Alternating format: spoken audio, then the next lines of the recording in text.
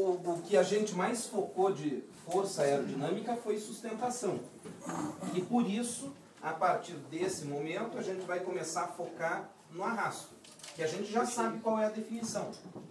O arrasto vem a ser uma força que dificulta a trajetória de um aerofólio. Quando ele está aplicado num aerofólio, essa resistência ao avanço passa a ter o nome de arrasto.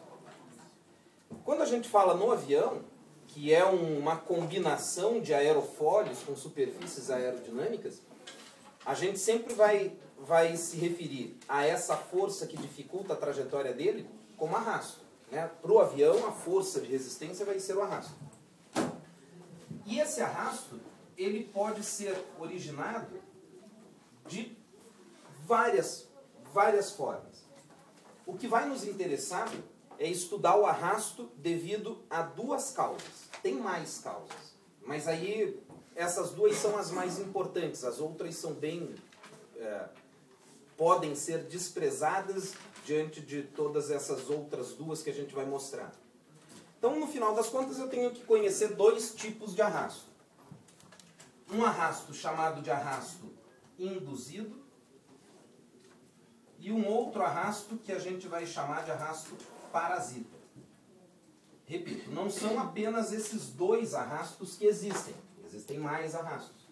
Mas esses dois são os que mais contribuem para a resistência durante o voo. Então a gente tem que estudar bem esses dois. Então vamos começar com esse induzido. Depois a gente passa para esse parasita ali. Bom, como o próprio nome sugere, esse arrasto induzido é um arrasto que você pode ou não ter. Como ele é induzido, eu induzo o avião a ter ou tenho recursos para evitá-lo. Algumas palavras-chave vão nos ajudar aqui nesse arrasto induzido. A primeira informação que vai ser importante você sempre associar quando você ouvir falar de arrasto induzido é lembrar que esse arrasto induzido é um tipo de arrasto que ocorre nas pontas das asas. E quando a gente coloca assim pontas das asas, eu vou colocar esse asas entre aspas, porque na verdade ele pode acontecer na ponta de qualquer coisa. Então não só das asas. É um arrasto que pode acontecer na ponta dos flaps, pode acontecer nas pontas dos ailerons, pode acontecer na ponta dos estabilizadores. Então é um arrasto que acontece em ponta. Lógico que a maior parcela vai ser o arrasto produzido na ponta das asas. É a maior contribuição. Para a gente entender como que esse arrasto é produzido, vamos lá. Vou desenhar aqui uma asa. Uma asa aí de formato trapezoidal, podia ser qualquer outra. Esse arrasto induzido acontece em qualquer tipo de asa, quanto a formato. Fazer um avião de cauda baixa, estabilizador vertical, estabilizador horizontal direito e aqui a nossa asa direita. Beleza. Todo mundo já viu que tem que pagar o churras hoje, né?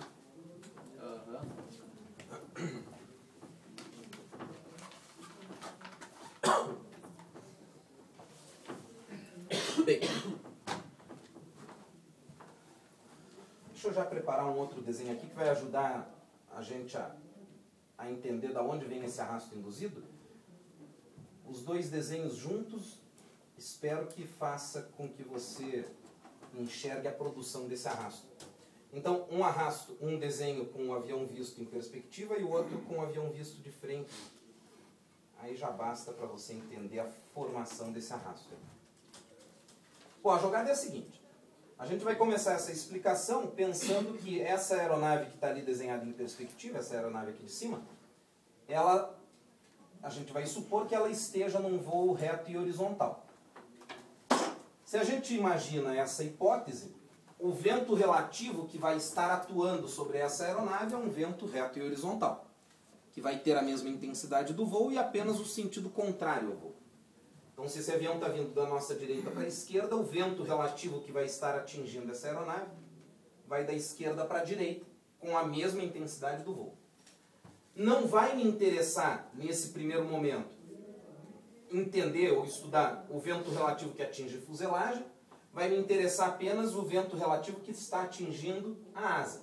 Então eu vou colocar aqui esse vento relativo incidindo nos bordos de ataque reto e horizontal, porque por hipótese a gente está com essa aeronave voando reto e horizontal.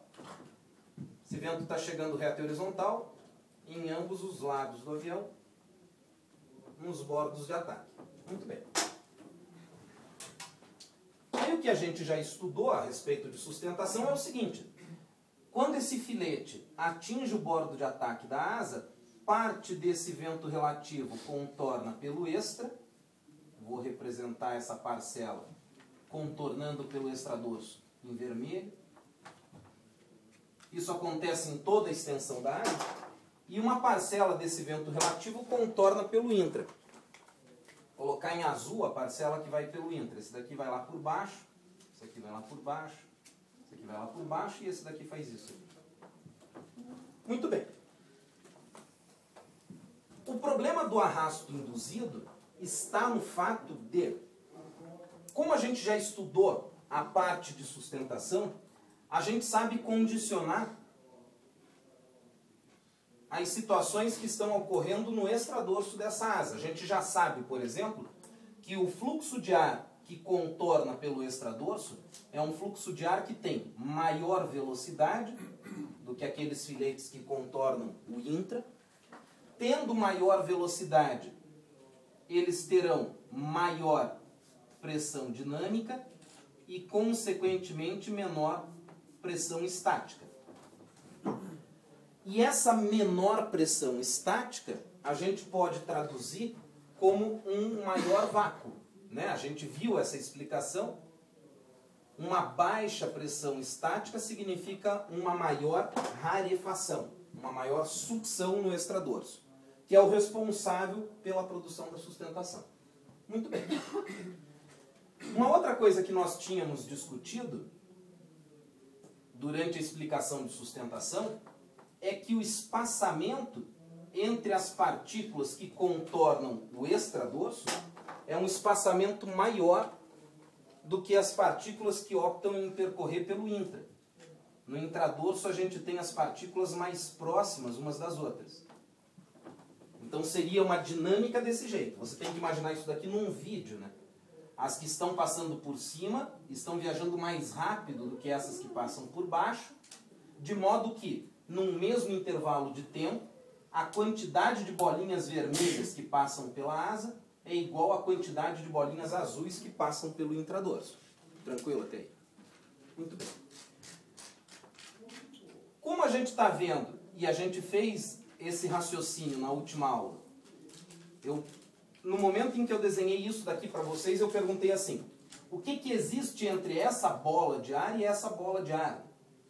E nesse espaço aqui, a gente chegou à conclusão que não tinha porra nenhuma. Tem vácuo aqui. E tudo que é vácuo causa sucção.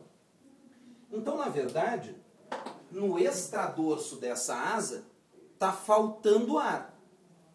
Está evacuado, é uma zona evacuada, está faltando ar. E essa falta de ar no extradorso vai chamar ar para preencher esse espaço vazio. Tudo que é vácuo causa sucção. Como a ponta da asa é a única região do perfil que permite a mais fácil comunicação entre o extra e o intradorso, esta rarefação do extra, esse vácuo do extradorso, vai puxar essas partículas, algumas dessas partículas do intra, para preencher esse espaço vazio. E essa puxada, essa chupada que o extradorso vai fazer, faz com que essa bolinha saia daqui e comece a se dirigir para o extra. Só que você tem que imaginar que esse negócio aqui está voando em alta velocidade. E no tempo que uma partículazinha quer subir, o avião já passou. Então, na verdade, essa partículazinha do intra, ela é chupada para cima, mas enquanto ela está sendo chupada, o perfil já passou. E daí ela chega aqui e não encontra mais o perfil já está aqui na frente. Então ela fica turbilhonada. O que vai se formar aqui é uma esteira de turbulência na ponta da asa, que vai gerar um arrasto, que nós chamaremos de arrasto induzido.